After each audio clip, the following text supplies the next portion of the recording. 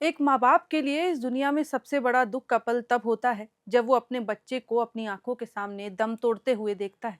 उस पिता के लिए ये मंज़र और भी ज़्यादा भयावह हो जाता है, जब उसे अपने ही बेटे को कंधा देना पड़ता है। कोई माँ-बाप ऐसा जीते जी नहीं चाहता, लेकिन वेदांता ग्रुप के चेयरपर्सन अनिल अग्रवाल को आज ये मंज़र से गुज़रना पड़ रहा है।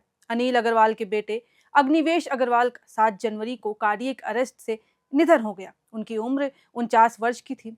इस दुखद घटना ने अनिल अग्रवाल को तोड़ के रख दिया। उनको एक ऐसे मोड़ पर खड़ा कर दिया है, जहां आज उनके पास सब है, धन है, दौलत है, एक साम्राज्य है, पर वहीं दूसरी ओर शायद अब इस धन दौलत का उनके पास कोई मोल नहीं।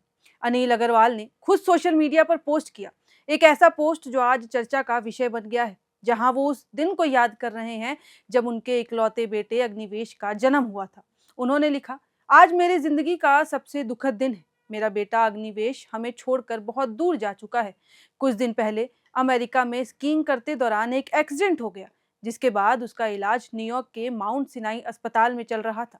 वो रिकवर भी कर रहा था। हमें लगा कि सब कुछ फिर से ठीक हो रहा है, लेकिन शायद किस्मत को कुछ और मंजूर था। हमारा बच्चा हमसे आज दूर हो गया है। लेकिन आखिरकार कौन है बिहार के पटना से निकलकर ग्लोबल बिजनेसमैन बनने वाले अनिल अग्रवाल? कैसे बने वो मेटल किंग? आइए आपको पहले वो बताते हैं। मेटल किंग के नाम से मशहूर अनिल अग्रवाल का जन्म पटना में हुआ। अनिल अग्रवाल 4 भाई बहन थे। पिता की आमदनी बहुत ज्यादा नहीं थी। वे पटना में ही एक छोटी सी एल्युमिनियम कंडक्टर की दुकान चलाते थे। जिसके बाद अनिल ने तय किया कि वे पिता के बिजनेस में हाथ बटाएंगे। इसके बाद वे पिता के साथ काम करने लगे। 19 साल की उम्र में वे पटना से मुंबई आ गए। साथ में था बस एक टिफिन बॉक्स और बिस्तर। अनिल ने पिता को बिजनेस करते देखा था, इसीलिए उन्हें नौकरी की दुनिया पसंद नहीं आई। मुंबई आने के बाद कुछ सालों तक अनिल अग्रवाल अलग अलग धंधे को आजमाते रहे। कुछ समय तक स्क्रैप का भी बिजनेस किया। फिर जब कैम्ब्रिज में जब एक बार वो स्पीच दे रहे थे, तो उस दौरान अनिल ने पत्नी की तारीफ की, लेकिन उसके बाद उन्होंने अपने पहले घर का जिक्र किया कि कितनी मुश्किलों से उन्होंने वो घर खरीदा था। एक बार सोशल मीडिया पर अनिल ने बताया था, मैंने बहुत उम्मीदों से पहली कंपनी खरीदी, लेकिन कोई खास फायदा नहीं हुआ। 10 साल बहुत मुश्किल हालात में गुजरे। इसके बाद 1976 में शमशेर स्टर्लिंग कैम्बल कंपनी खरीदी। तब मेरे पास वर्कर्स को सैलरी देने के लिए छोड़िए, मटेरियल खरीदने तक के पैसे नहीं हुआ करते थे। दिन दिन भर मैं पेमेंट क्लियर कराने के लिए बैंकों के चक्कर काटता था। इसके बाद मैंने अलग अलग फील्ड में 9 बिजनेस शुरू किए।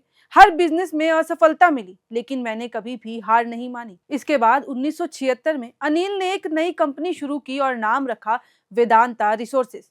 शुरुआत में ही इस बिजनेस में उन्हें बहुत ही ज्यादा फायदा होने लगा। इस प्रॉफिट का उन्होंने दूसरी कंपनियों का अधिग्रहण करने में इस्तेमाल किया।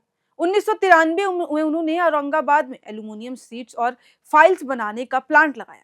इसके साथ ही ये भारत की पहली कॉपर रिफाइनरी प्राइवेट कंपनी बन गई। फिर 2001 में भारत सरकार ने प्राइवेट कंपनियों को सरकारी कंपनियों में हिस्सेदारी का ऑफर दिया। तब वेदांता रिसोर्सेज ने भारत एल्यूमिनियम कंपनी में 51% शेयर खरीद लिए। ये सौदा 551 करोड़ रुपए में हुआ था। सोचिए उस समय में ये कितनी बड़ी बात थी। अगले ही साल वेदांता ने हिंदुस्तान जिंक लिमिटेड में 65% हिस्सेदारी खरीद ली। इस तरह वेदांता रिसोर्सेज 2 पब्लिक सेक्टर कंपनियों में आधे से ज्यादा शेयर की हिस्सेदारी बन गई। कहा जाता है कि जब इन दोनों कंपनियों में वेदांता ने हिस्सेदारी खरीदी, तब इनकी हालत अच्छी नहीं थी। दोनों ही माइनिंग कंपनियां थी। वेदांता का भी इसी सेक्टर में बिजनेस था। तो ऐसे में अनिल अग्रवाल के इस फैसले से वेदांता को खूब फायदा हुआ। यहीं से मेटल प्रोडक्शन सेक्टर में अनिल अग्रवाल स्थापित हुए। उन्हें भारत का मेटल मैन कहा जाने लगा। अनिल के बेटे अग्निवेश ने भी वेदांता ग्रुप से ही शुरुआत की थी और उससे जुड़ी कंपनियों में महत्वपूर्ण भूमिकाएं निभाई। वे हिंदुस्तान जिंक के गैर कार्यकारी अध्यक्ष के रूप में भी कार्यरत थे और 2019 में उन्होंने ये पद फिर छोड़ दिया। इसके अलावा उन्होंने वेदांता ग्रुप समर्थित company Talwandi Sabo power limited में निदेशक मंडल के अध्यक्ष के रूप में भी काम किया। साथ ही यूएई में स्थित एक बहुमूल्य धातु शोधन कंपनी फुजराह गोल्ड एफजेस्टी के अध्यक्ष और प्रबंध निदेशक की भी जिम्मेदारी निभाई थी। इसके अलावा वे ट्विन स्टार इंटरनेशनल लिमिटेड और स्टेरलाइट डिस्प्ले टेक्नोलॉजीज सहित समूह की अन्य सहायक कंपनियों में निदेशक पद संभाल चुके हैं। वहीं प्रिया अग्रवाल, जो कि अनिल अग्रवाल की बेटी और अग्निवेश की बहन भी है, वह भी वेदांता के बोर्ड में शामिल है। साथ ही वे हिंदुस्तान जिंक लिमिटेड की चेयरपर्सन भी हैं। जिसके बाद अब ये कयास लगाए जा रहे हैं कि बिजनेस की सारी जिम्मेदारी अब उन्हें संभालनी पड़ सकती है। लेकिन अब जब अनिल अग्रवाल के नाम पर एक साम्राज्य बन गया है, तो उनका बेटा ही उनके साथ नहीं है। इसीलिए उन्होंने अपने सोशल मीडिया पोस्ट में ये भी ऐलान कर दिया कि वो अपने प्रॉपर्टी का 75% हिस्सा दान कर देंगे। उन्होंने गिविंग प्लेज के तहत अपनी 75% संपत्ति को दान करने का ऐलान किया है। बेटे के निधन के बाद उन्होंने भावुक होते हुए कहा कि मैं अपने वादे को दोहराता हूँ। मैं फिर से ये बात कहता हूँ कि मैं सादगी भरा जीवन बिताऊंगा और अग्निवेश के सपनों को पूरा करूंगा और समाज के लिए अच्छे काम करूंगा और उसमें तेजी से आगे बढ़ूंगा। कहते हैं एक पिता के लिए सबसे ज्यादा दुख का पल तब होता है जब उसे अपने जवान बेटे के जनाजे को अपने कंधे पर लेके जाना होता है, और इससे बड़ा दुख का पल एक पिता की जिंदगी में कोई हो ही नहीं सकता।